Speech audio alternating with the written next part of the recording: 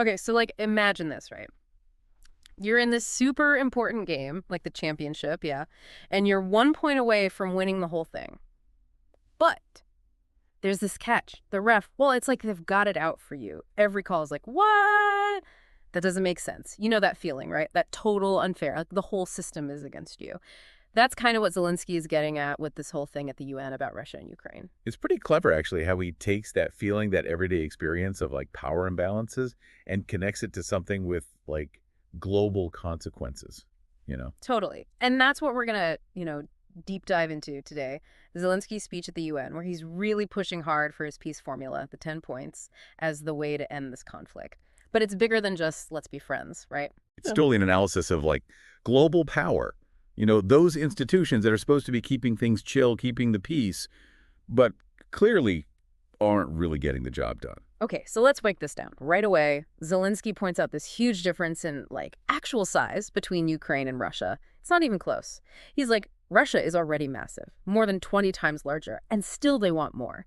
He even says it's insane, and honestly, when you put it that way. Right. It's like, come on. Yeah. It's a smart move, though, rhetorically. Like, he's using this whole David and Goliath thing to show just how ridiculous it is. A country as giant as Russia feeling threatened enough to take over a country a fraction of its size. But it's not even really about just land, is it? It's about power, control, the ripple effect. Exactly. Because if Russia can just walk into Ukraine, a country they already dwarf, who's to say they'll stop there, other countries have got to be looking at this like, uh-oh. Absolutely. It just plays into this deep-seated anxiety, especially for any country with its own baggage around territorial aggression. Yeah. Like, are we next? And Zelensky doesn't let up there. He goes on to call out the UN Security Council, like the group that's supposed to be stopping this kind of thing, No. And why aren't they effective? Well, because of Russia's veto power, which is, how do I put this? It's like giving a kid who starts food fights control over who gets dessert at the end. What could go wrong? That's perfect. Okay, so for those of us who maybe slept through Model UN, break it down. This whole veto power thing, what does it even mean, really, in the UN?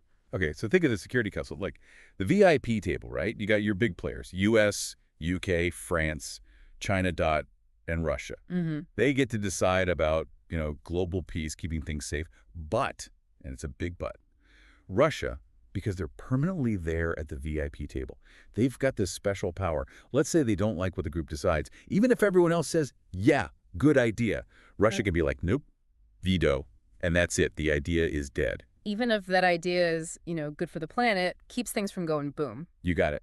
And that is Zelensky's whole issue. He's not just complaining to complain. He's saying this system, it's busted. It's like trying to have a soccer game where one player is also best buddies with the ref.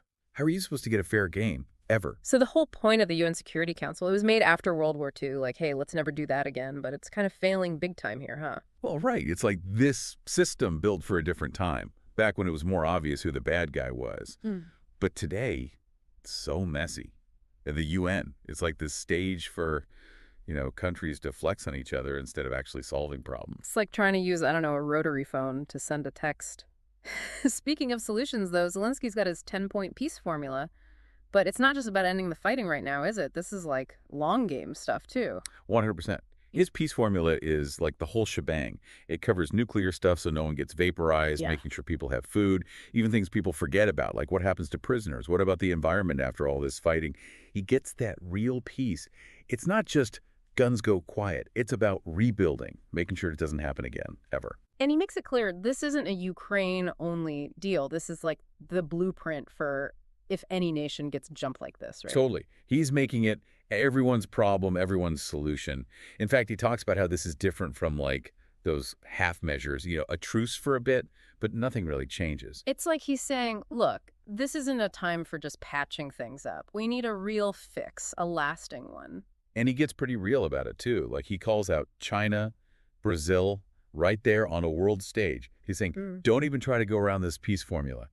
Don't try to find some other way that maybe makes Russia happy for 5 minutes, but just makes things worse later on, It's kind of a power move, though, right? To be like, hey, China, Brazil, I'm talking to you. It's smart. He's showing everyone, look how complicated this is. China, Brazil, they've got their own thing going on, right? Relationships with Russia, with the West, it's all connected. Zelensky is basically daring them to think bigger picture. Like, sure, maybe there's a short-term win if you play nice with Russia right now, But what about 10 years down the line? Isn't real peace more important? So it's not just about picking a team Russia, team not Russia. It's like understanding if one part of the world gets sick, it could end up affecting everybody. Exactly. And this is where it gets really interesting for all of us listening. Because could this actually work, this peace formula? Can it really bulldoze through all the politics and power games? Is Zelensky being, I don't know, a little too hopeful? Or is this actually our best shot at things ever going back to normal? Those are some big questions. So to kind of bring it all home, Zelensky is drawing a line. He's saying peace, real lasting peace, that's the goal. And it's got to be based on his plan. No more half-stepping, no more just trying to make the bully happy. It's bold, that's for sure, whether it works. Well, guess only time will tell. Makes you